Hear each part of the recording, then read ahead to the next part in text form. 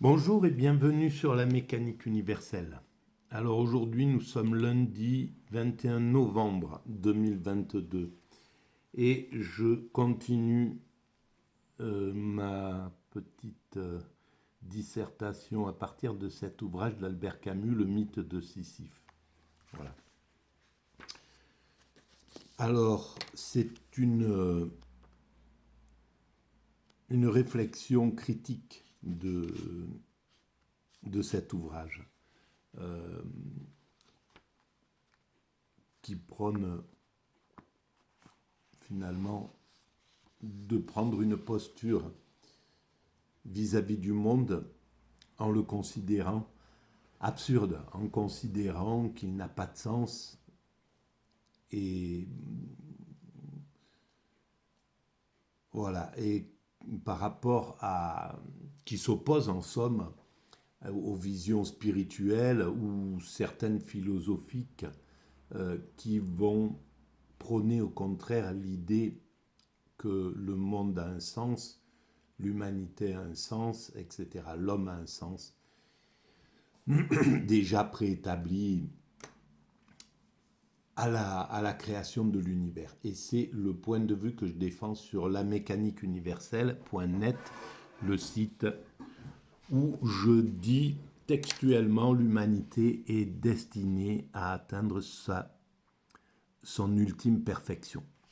Voilà. Alors, je vais commencer directement la lecture et voilà, et les dérivations que je peux faire. J'en suis à la page 130, philosophie et roman. Je commence à lire. Toutes ces vies maintenues dans l'air avare de l'absurde ne sauraient se soutenir sans quelque pensée profonde et constante qui les anime de sa force. Ici même, ce ne peut être qu'un singulier sentiment de fidélité. On a vu alors, fidélité à sa propre conception, fidélité à l'absurde en fait, au fait qu'on choisit délibérément de penser que ce monde est absurde et on ne veut pas entendre, on ne cherche pas à mettre en doute cette pensée-là. Il faut rester dans cette fidélité. En fait, pour l'action, c'est clair qu'il ne faut pas hésiter, il ne faut pas se retrouver dans la position de l'âne de Burinan qui a autant soif que faim et qui hésite entre un seau d'avoine et un seau d'eau et finit par mourir. Donc, il faut prendre des décisions. Effectivement, l'action, le monde de l'action, appartient en somme, c'est pas tout à fait le cas, mais serait plutôt dédié à ceux qui peuvent trancher et donc faire le deuil de ceux qu'ils n'ont pas.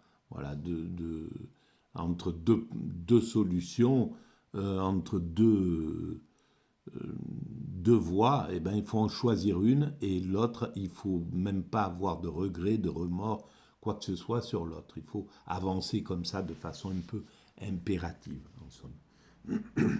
On a vu des hommes conscients accomplir leurs tâches au milieu des plus stupides des guerres sans se croire en contradiction.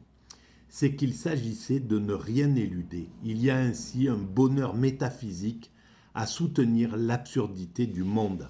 Voilà. Il y a c'est clair qu'il est dans la jubilation de découvrir cette conception du monde qui lui offre de la liberté, toute la liberté, puisqu'en fait, si le monde est absurde, si ça veut dire que la morale, toutes les valeurs qui contraignent l'homme et qui sont proposées par les religions, par les philosophies, qui demandent de maîtriser ses pulsions, etc., de maîtriser ses tendances, de maîtriser en fait son exaltation, son énergie créatrice, etc., de ne pas déborder le cadre en somme. eh bien, on peut s'affranchir de tout ça dans ce cas-là. Et si on s'affranchit de tout ça, on est totalement libre de vivre ce que l'on veut. Donc il y a ainsi un bonheur métaphysique à soutenir l'absurdité du monde. La conquête ou le jeu, l'amour innombrable, voilà ce que ça offre comme liberté. La conquête, le jeu, l'amour innombrable, la révolte absurde, ce sont des hommages que l'homme rend à sa dignité dans une campagne où il est d'avance vaincu. Point.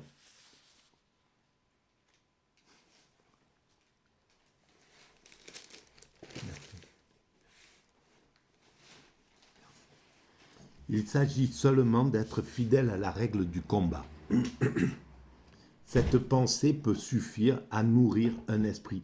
Alors, il est dans le principe du combat en réalité. Et c'est là où, voilà, c'est là où je rentre en opposition. En fait, je comprends cette valeur, c'est la valeur nietzschéenne.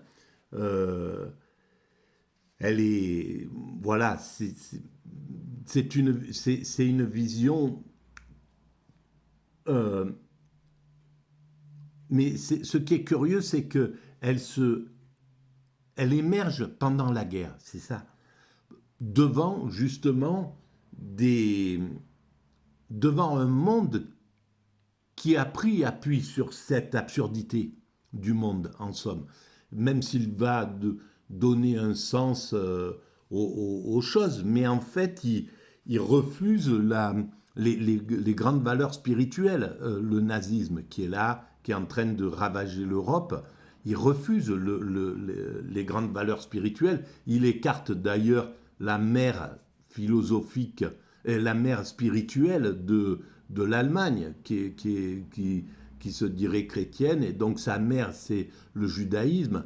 Il veut la tuer, en somme. Donc, il ne veut pas de la spiritualité, ce monde guerrier, ce monde qui est décomplexé, ce monde qui ne veut pas penser qu'il y a un sens déjà préétabli de l'humanité et que les religions ont déjà compris, les grandes philosophies ont déjà compris. En fait, il veut être le Dieu à la place du Dieu. Il veut lui-même tracer la route, dire voilà, le chemin, c'est moi qui vais le tracer. Pour les 1000 ans qui arrivent, c'est moi qui le décide. Donc, il se prend clairement pour Dieu. Et il est dans cette même tendance. Et c'est paradoxal parce que Albert Camus lutte contre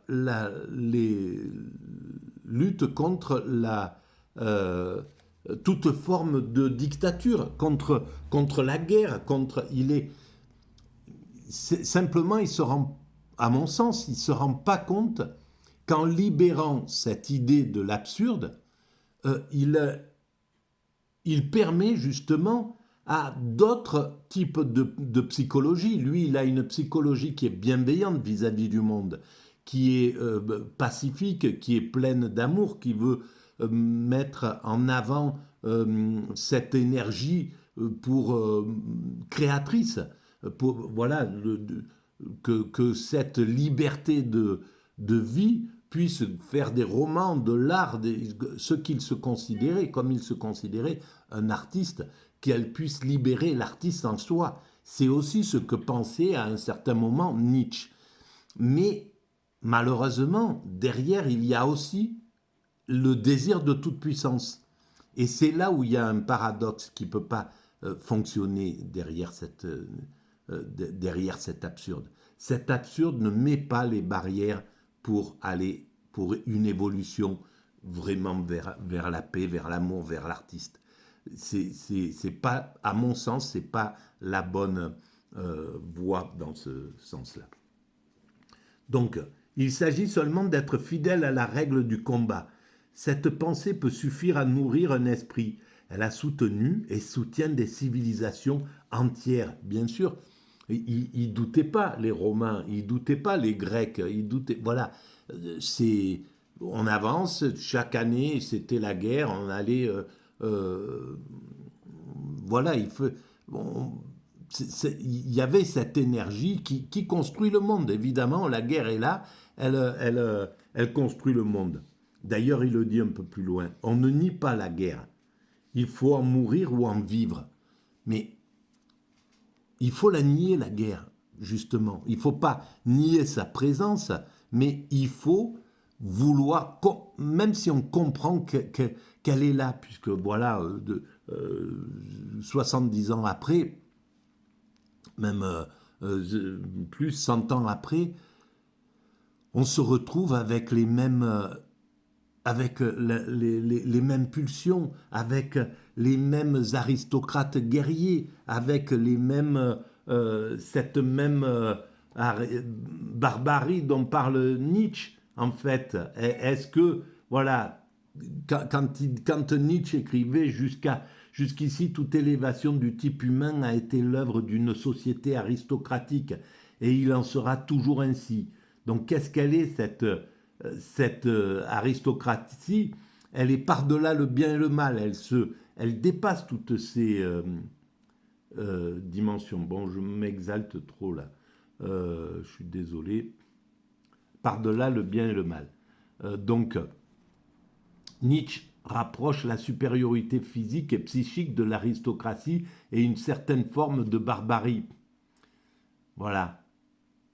Des hommes, ces hommes de proie encore en possession d'une volonté intacte et d'appétit de puissance inentamé, prenant le dessus sur des races plus faibles, plus polissées, plus paisibles, des races soit commerçantes, soit pastorales, ou sur des vieilles civilisations usées. Ben, et c'est là où c'est pas possible. Évidemment, il vaut mieux que derrière, qu'après l'aristocrate guerrier, ce type d'aristocrate guerrier, soit remplacé par le marchand, la société du marché, en fait, ce qui est en train de se passer. Ça a quand même apaisé cette tendance guerrière qui était donnée à la naissance, transmis aux enfants qui arrivaient. Voilà, il fallait être un guerrier quoi qu'il arrive. Donc là, on est autre chose. C'est autre chose de dire il faut être un businessman. C'est un autre modèle, même si les bases sont agressives, compétitives, etc.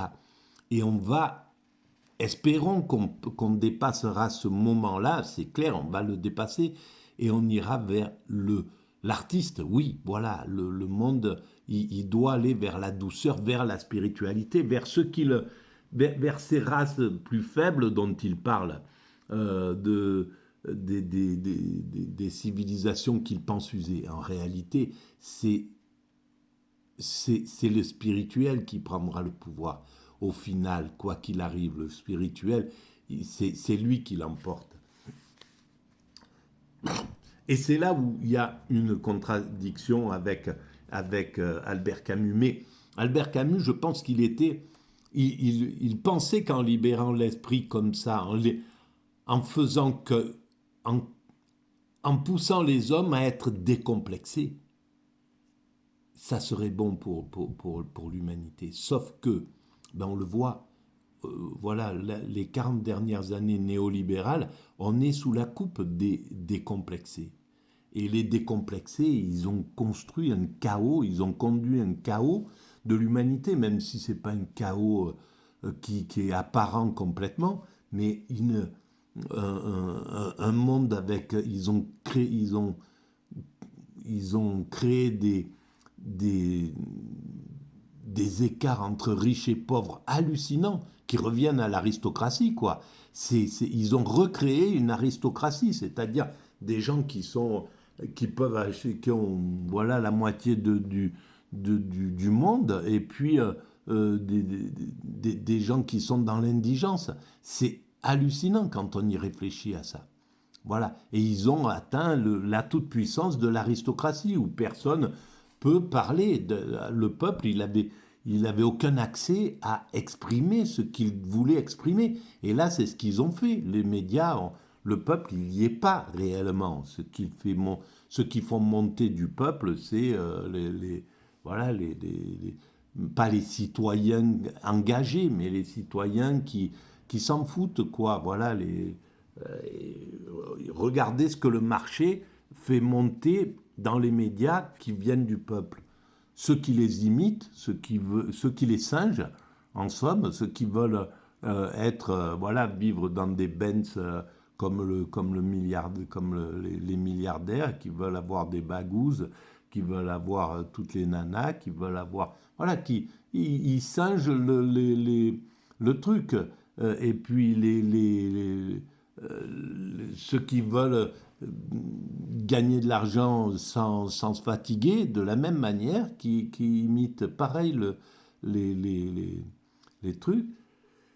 Et ils ne font pas monter les citoyens qui sont responsables, qui construisent cette humanité-là tous les jours. Voilà, si les choses fonctionnent, c'est parce qu'il y a des gens qui vont s'engager pour les autres, etc., qui vont faire tourner vont faire tourner le monde, quoi. Et cela, l'aristocratie, cette nouvelle aristocratie qui s'est accaparée une grande partie des médias, elle les écarte de la visibilité. Le peuple, il est écarté, c'est pour ça qu'il a pété un câble et qu'il est descendu dans la rue en disant c'est plus possible, ça nous met en dépression. Si on se révolte pas, on tombe en dépression totale.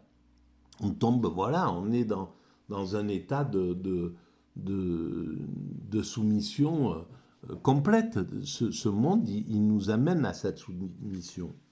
Donc, je continue. On ne nie pas la guerre. Il faut en mourir ou en vivre. Ainsi de l'absurde. Il s'agit de respirer avec lui, de reconnaître ses leçons et de retrouver leur chair. À cet égard, la joie absurde par excellence, c'est la création. L'art est rien que l'art, dit Nietzsche. Nous avons l'art pour ne point mourir de la vérité.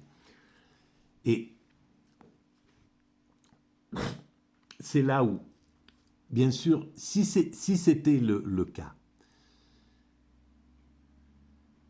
si on prône l'art pour tout le monde, et ça serait, bien sûr, c'est ça, et on va vers ça. Voilà, le nombre d'artistes dans la société moderne, au moins en Occident, c'est tout le monde tout le monde fait un peu d'art, tout le monde va chercher sa créativité, et donc c'est pas rien. Et c'était Andy Warhol qui dit voilà, tout le monde aura son heure de gloire.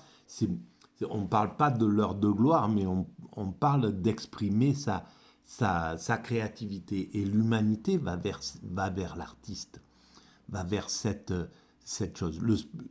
L'artiste spirituel. Je ne parle pas du religieux. Je parle pas. L'humanité va pas vers le religieux, vers le fait de se retrouver avec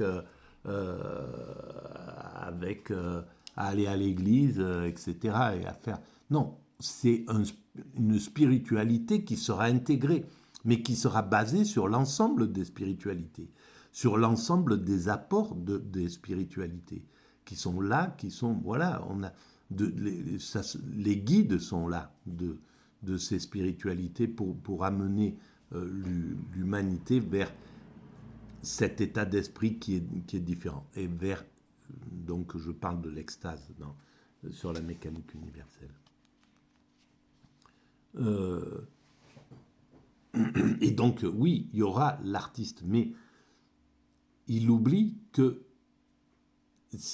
on n'est pas arrivé à la position où si on libère si on écarte la morale, l'éthique, etc., on se retrouve avec un problème de transgression, de vouloir s'affirmer aux dépens des autres. Et qu'est-ce qui se passe dans la société actuelle qui a écarté la morale de sa visibilité? Eh ben, on le voit, c'est ce qu'ils appellent, voilà, les petites transgressions. C'est rentré dans quelque chose d'extrêmement courant. Ce qui avant empêchait un être humain d'abuser de ses semblables, c'était sa morale spirituelle, c'était ce qui c'était dans son éducation, il y avait cette chose-là. Donc, évidemment, il y avait toujours des gens qui transgressaient, qui abusaient autrui, etc., etc. Mais ce n'était pas quelque chose qui était répandu, qui était globalisé en somme. Si c'est globalisé là, c'est parce que il n'y a plus de barrière morale qui le donne. Et ce n'est pas une question de religion, puisqu'il y a, ça vient de toutes les communautés, cette transgression, même des communautés qui prônent une morale stricte. Donc, c'est pas ça, c'est une ambiance qui est donnée. Qui, donc, on peut s'affilier à des religions si on ne croit pas en Dieu. En réalité, si on ne croit pas qu'il y a une puissance, qu'il y a du sens dans les choses, bon, on peut transgresser tout en allant à l'église, à la mosquée ou ailleurs. Voilà, il n'y a pas de souci avec ça, justement. Donc c'est autre chose qui doit être en jeu. C'est pas le religieux qui est prioritaire, c'est le spirituel. Et le spirituel, c'est lui qui donne du sens, qui dit qu'il y a du sens à l'humanité. Donc je continue. Dans l'expérience que je tente de décrire et de faire sentir sur plusieurs modes, il est certain qu'un tourment surgit là où en mord un autre. La recherche puérile de l'oubli, l'appel de la satisfaction sont maintenant sans écho. Mais la tension constante qui maintient l'homme en face du monde, le délire ordonné qui le pousse à tout accueillir, lui laisse une autre fièvre. Dans cet univers, l'œuvre est alors la chance unique de maintenir sa conscience et d'en fixer les aventures. Créer, c'est vivre deux fois. La recherche tâtonnante et anxieuse d'un Proust, sa méticuleuse collection de fleurs, de tapisseries et d'angoisses ne signifie rien d'autre. Mais il y a ça, mais il n'y a pas que ça. Voilà, c'est ça. On revient encore à quelque chose que j'ai déjà parcouru dans les vidéos précédentes. Je pense que Albert Camus néglige ou ne voit pas le fait que l'artiste n'est pas dans l'absurde. Il a un sens, il a une vocation. Il sait qu'il a une vocation et c'est pas pour rien.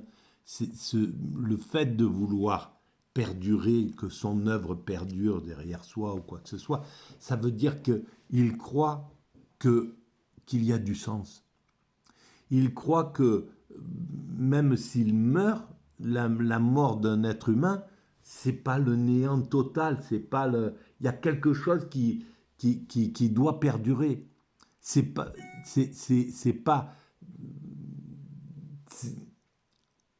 ça serait héroïque, évidemment. Seul le héros peut dire je crée et je sais que ça n'a pas de sens dans les choses. Voilà, seul un état d'esprit comme Albert Camus peut faire ça, mais c'est pas ce qui motive, c'est pas du tout ce qui motive, à mon sens, Proust. Proust, il sait qu'il fait une œuvre où il a besoin d'éclairer un monde qui n'est pas éclairé. Il va éclairer cette petite bourgeoisie, cet entre-soi qui existe dans un monde, etc. Il sait sa vocation à travers ça. Et Proust, c'est un des moins engagés, en somme, dans l'humanité, dans les écrivains. Mais la plupart des écrivains sont engagés en réalité.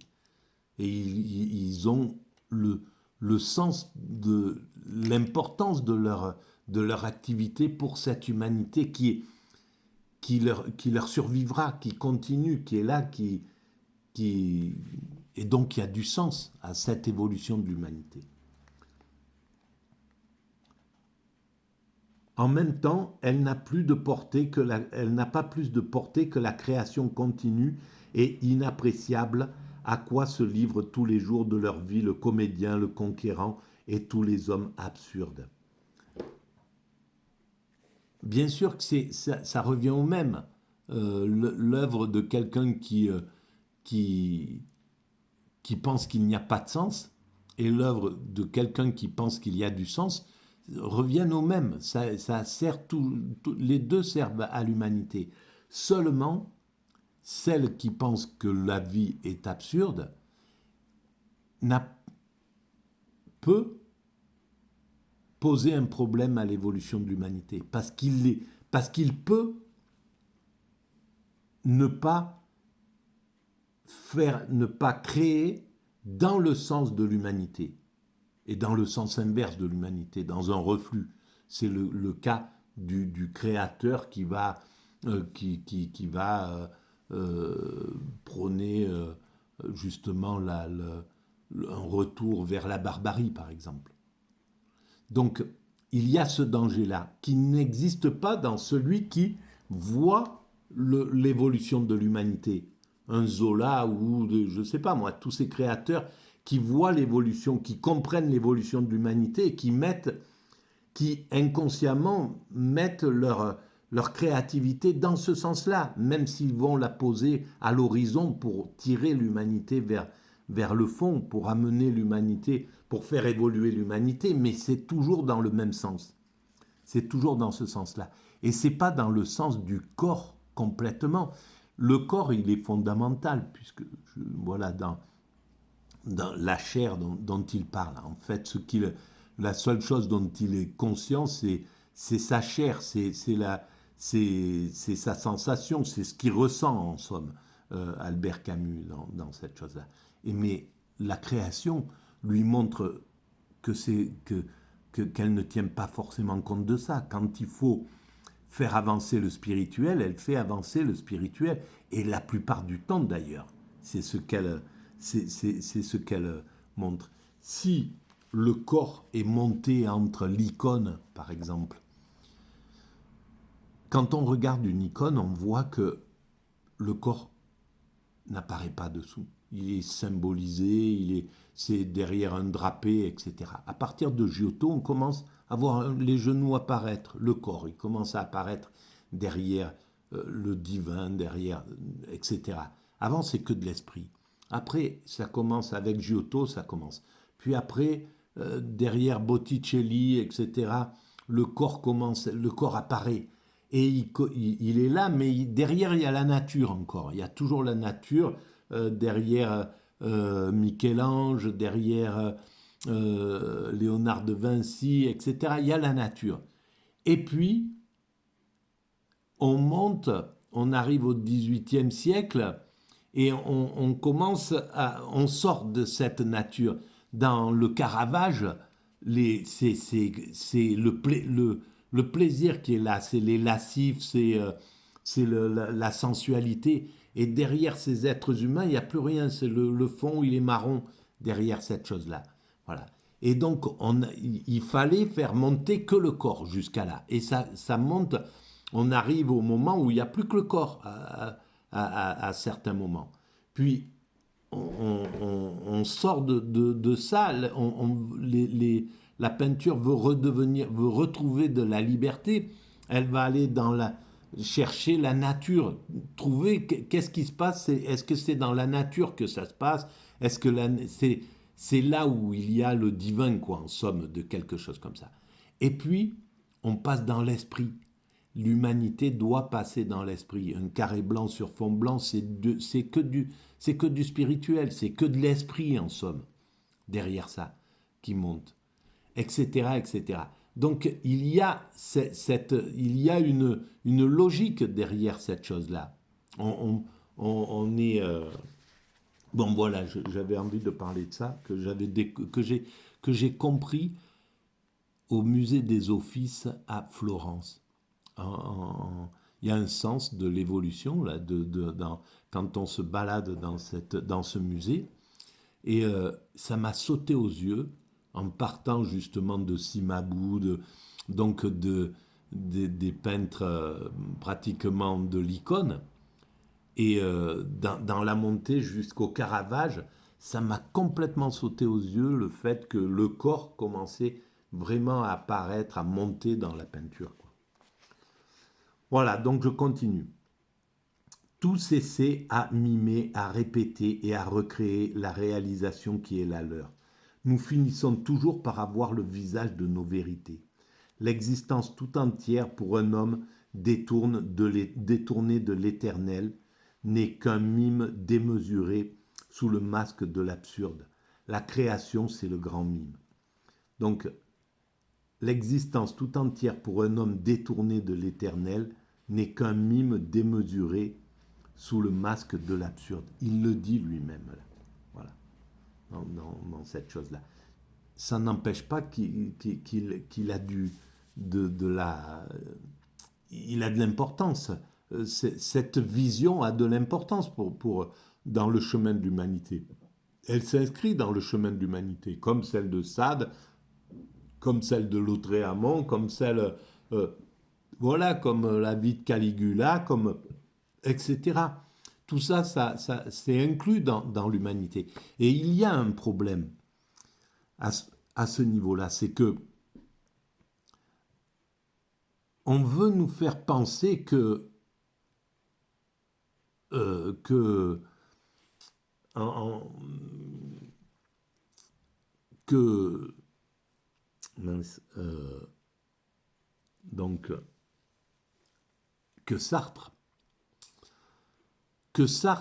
justifiait les goulags. Voilà, ça serait le truc. Alors par contre, la position que prend Camus, et c'est là où sa position, donc l'absurde, cette position philosophiquement prise avec l'absurde face à lui, devant lui, lui permet à quelqu'un qui a une éthique comme ça, qui a eu une éthique comme ça, qui a été élevé dans cette éthique justement de l'humanité, grâce à Jean Grenier, grâce à etc. etc. Donc, grâce à son père, grâce voilà, et à sa mère sans doute, etc., à ses amis, à ce qu'il a vécu. Donc il a une éthique qui est là-dedans et qui lui permet de dire moi, je ne veux pas du goulag et je ne veux pas des camps de concentration. Je ne veux pas ces, de ces visions. Et il s'oppose donc à Sartre qui va dire il ne faut pas désespérer Billancourt. Autrement dit, il ne faut pas désespérer les ouvriers qui sont là, qui croient au communisme, qui croient qu'il peut y avoir une libération de ce monde qui est oppressé par le capitalisme. Et c'est clair qu'il était oppressé par le capitalisme. Et c'est clair que le communisme a été très important dans l'évolution de l'humanité. Et que le communisme, c'est quelque chose qui est d'avant-garde d'une certaine manière. Pas tout du communisme. La dictature du prolétariat, non. L'oppression, non. Le manque de liberté, non, etc., etc. Mais l'égalité, la fraternité entre les peuples, le fait de soutenir les plus fragiles, de pouvoir donner, voilà, de s'occuper de tout le monde, d'offrir à tout le monde un toit, une maison, de quoi manger, etc. Tout ça, c'est l'avant-garde. C'est des choses qui viendront dans l'humanité, qu'on rencontrera. De ces valeurs du communisme, on les rencontrera dans le futur, dans notre évolution encore. Et on gardera la liberté prônée par le libéralisme, évidemment. Mais s'il disait qu'il ne fallait pas désespérer, c'est que il a pas su, malheureusement, Sartre. Et là, c'est un manque de courage. Évidemment, il y a une distinction entre le courage de Camus. C'est clair qu'il a ce courage-là. Mais Camus, est-ce qu'il prônait l'idée que du communisme, je ne renie pas ces grandes valeurs, mais je conteste tout ce qui est du pire. Et voilà, je veux un équilibre entre ces deux forces. S'il disait ça, il était total avant-garde, Camus. Je ne sais pas s'il le disait comme ça, j'en sais rien. Mais en tout cas, Sartre aurait dû, c'est clair, aurait dû donc se désolidariser de l'oppression que le communisme faisait vivre à ces populations. Voilà. Et là, c'est un manque de courage. Mais par contre, il ne voulait pas, et c'était légitime, il ne voulait pas qu'on jette les grandes valeurs du communisme avec l'eau du bain, pour jeter le pire, on jetait le tout. Et moi, je m'élève contre voilà, à partir du néolibéralisme, là, des années 80, les mecs qui passaient à la télévision, je me rappelle, les Ardisson et compagnie, ils, ils disaient, voilà, c'est équivalent, le fascisme, le communisme, c'est la même chose. Et ça, c'était et ils ont réussi à détruire les valeurs du communisme. En fait, ce qui les intéressait, c'était de détruire l'idée d'égalité derrière, parce qu'ils voulaient installer ce qu'ils ont installé, cette nouvelle aristocratie depuis les années 80 avec le néolibéralisme, c'est la réinstallation, comme je le disais précédemment, du, de cette nouvelle aristocratie, dont ces gars-là qui en parlaient, les Ardisson et compagnie, qui faisaient, qui ont fait un, un anticommunisme forcené total, quoi, hein, à l'américaine, qui veut rien de tout ça, quoi, qui veut même pas entendre parler des idées d'égalité, etc. Donc, ils ont profité du fait que le communisme est tombé, qu'il a été anéanti par le capitalisme, pour rentrer pour essayer de le tuer, quoi, pour essayer de l'anéantir et de rester sur leur côté aristocratique, en somme. Mais simplement, c'est qu'un moment qui va passer. Ils sont là et voilà, ce modèle néolibéral, aristocratique et oligarchique, et voilà, va disparaître évidemment. Donc ils auront profité, mais on profite de rien quand c'est comme ça, parce que c'est pas le pouvoir, tout ça, ça empêchera pas les 5 dernières minutes de son existence de se poser la question du sens et de voir que tout ça, ça n'avait pas de sens, que c'était pas ça là, le but.